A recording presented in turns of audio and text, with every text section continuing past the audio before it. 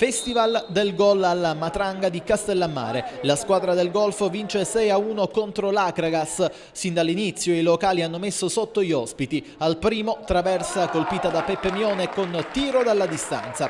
Al quinto corner dalla destra di D'Angelo, in area salta Ferrito e manda poco alto. 3 minuti più tardi bellissima giocata con Norfo che effettua un passaggio filtrante per Mione che crossa per Gatto, ma il suo colpo di testa viene bloccato dal portiere. Pochi secondi dopo ancora Castellammare con un lancio di Di Giuseppe per Gatto che fa da sponda servendo Norfo che tira al lato. Il Castellammare continua a fare la partita con Gatto che al 12° salta un avversario e tira, ma è reattivo il portiere Traina. Al 22° altro pallone filtrante, questa volta per Antonio Di Giuseppe, ma si fa trovare ancora pronto l'estremo difensore agrigentino che è altrettanto bravo un minuto dopo, quando a seguito di un calcio di punizione di Di Bartolo mette in mezzo per Norfo che tira, ma proprio Traina salva sulla linea di porta. Acragas assente, ma il risultato resta ancora inchiodato sullo 0-0 fino a quando al 25° arriva la conclusione in area di Mione che si gira, il pallone si insacca sbattendo però prima sul palo 1-0 ed è solo l'inizio.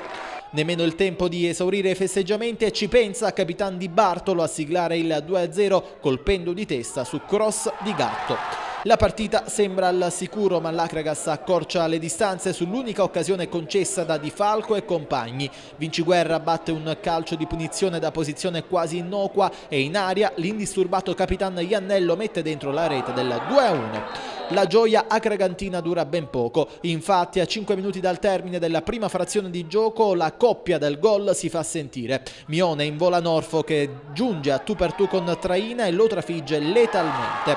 Prima di andare negli spogliatoi altra ghiotta occasione per i locali che con il giovanissimo Agueci, classe 93, tira da fuori dalla sinistra ma si oppone ancora Traina. Il secondo tempo si apre allo stesso modo del primo, in avvio calcio di punizione per i ragazzi del presidente Navarra, tocco di Di Falco per Di Giuseppe che tira in diagonale, Traina non trattiene e la frittata è fatta 4-1. Al 57° arriva anche il 5-1 con Nolfo che crossa dalla destra e Norfo di testa mette dentro. Il definitivo 6-1 arriva 2 minuti più tardi ad opera di Peppe Mione, doppietta anche per lui che mette lo zampino finale.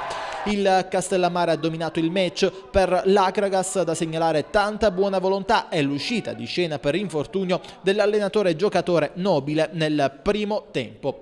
Proprio sul finire della gara comunque altra occasione per i padroni di casa con un tiro a volo di Federico Nolfo, ma risponde al meglio il portiere dell'Acragas che nega il 7-1.